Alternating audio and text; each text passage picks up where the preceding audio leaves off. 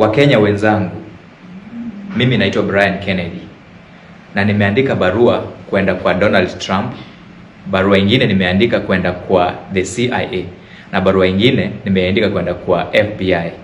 Barua ya mwisho nimeandika kwenda ICC, ndio ICC watoe an arrest warrant to William Samoei Ruto, ndio akianguka America, akikanyaga America for the UNGA Summit, William Ruto anawekwa pingu apelekwe ICC na aka charged for crimes against humanity.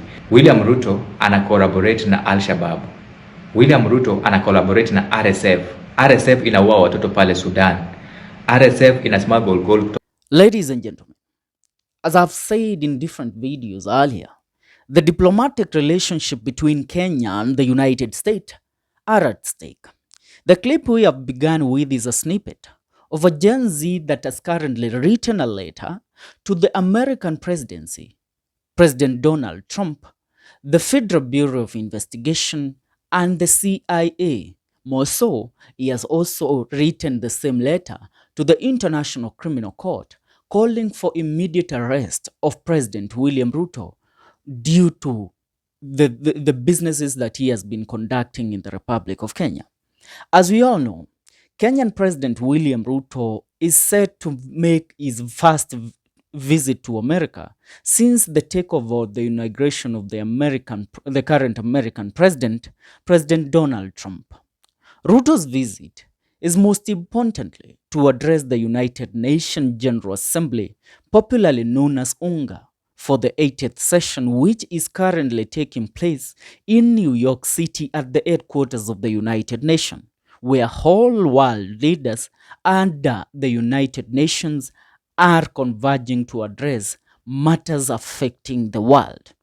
Ruto, on 15th of August 2025, immediately after Rigathi Gachagua had returned to the country, and more so after Rigathi Gachagua had blown Ruto's cover and exposed his wrongdoings in the United States, Ruto revealed to the country that he will be visiting America this month. On his visit to America, Ruto is said to visit different places. Most importantly, his promise to engage with the American stakeholders in entertainment industry to invest in Kenya. Now, the current United General Assembly meeting that is taking place began on 9th of September and will be concluded on 29th of September this month. Ruto was first set to make his visit last week, but moved the meeting or the visit up to a further date, which is currently unknown, but it's believed he might be flying out of the country to America either this week or next week, because the United Nations General Assembly is set to be concluded on 29th of September 2025. Now, questions that many Kenyans are asking themselves: why did President William Ruto delay his American tour? Yet the president was set to visit America on either 8th or 9th of September. But Ruto had to forgo his meeting and set up a further date or reschedule his meeting or his tour to the United States to a further date. Now, I am going to answer these current questions. The reason why President William Ruto moved up his American visit is because of the current open investigation on Ruto by the American Central Intelligence Agency over claims of funding terror groups. Now, allow me to take you back to 1 or 2 months ago when Gachagua was in the United States. When Gachagua was in the United States, he revealed and presented evidence against President William Ruto to the Central Intelligence Agency, where publicly Gachagua accused President William Ruto of holding meetings with terror groups and funding terror militia groups, including the RSF militia in Sudan, the Al-Shabaab in Somalia, where Gachagua claimed that President William Ruto had held a meeting with 3 Al-Shabaab leaders in Mandera during his northeastern tour, something that came out of the blues, and a lot of Kenyans started asking different questions. But those questions until now have not been answered. So Ruto has to make sure that everything is smoothened up, and whatever Gachagua said does not affect his current tour in the United States. So him delaying his meeting at this crucial time where the investigations by the Central Intelligence Agency, the CIA, are going down, is something that he had to do. Another thing, there is something that also is currently happening where the diplomatic ties between Kenya and the United States are at stake. The United States Senate had made a decision led by, where a motion was tabled at the United States Senate by the Senator James Rich.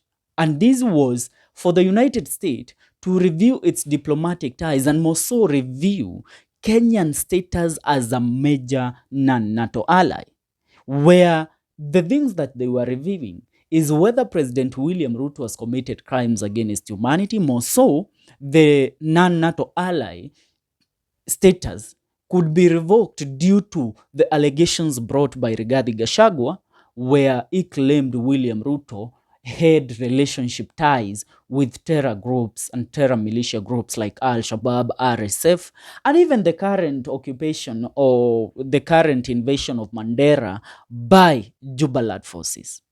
So things like that, Ruto has to make sure that things are out clear. I mean the problems that the United States has with the Republic of Kenya are ironed out before making his tour to America.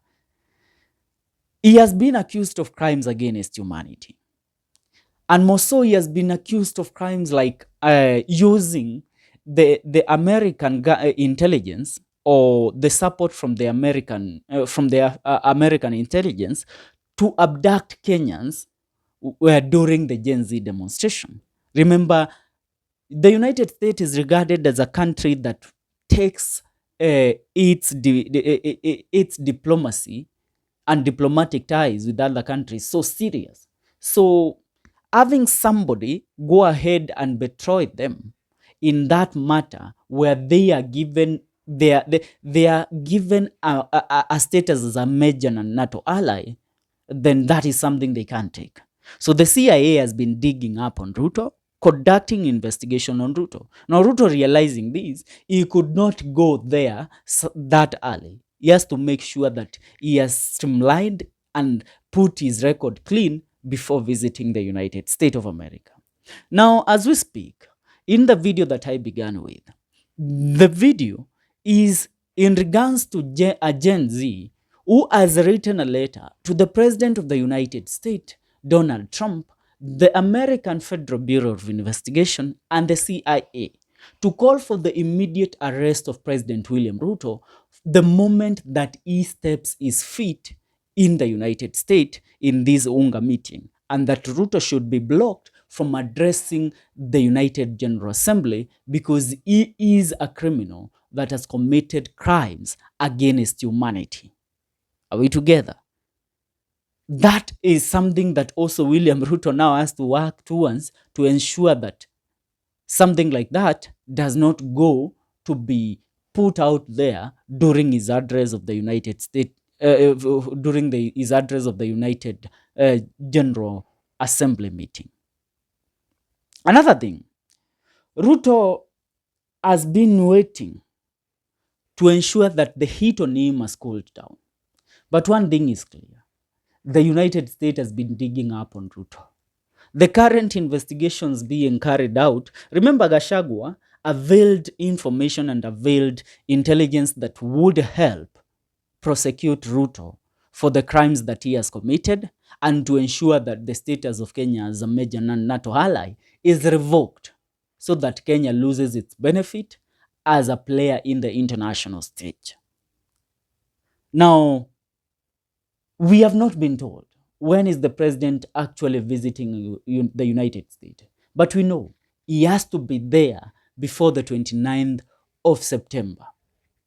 because that is when the UNGA 80th session will be concluded. But one thing is clear. The United States is determined to make good on its threat on revoking Kenyan status as a major non-NATO ally.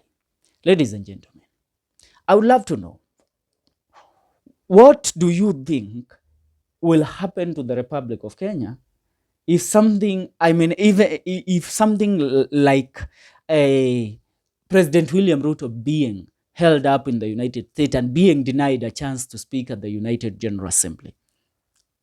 I would love to hear from you. Leave a comment on the comment section. This is the Kenyan Daily Report. See you in our next video.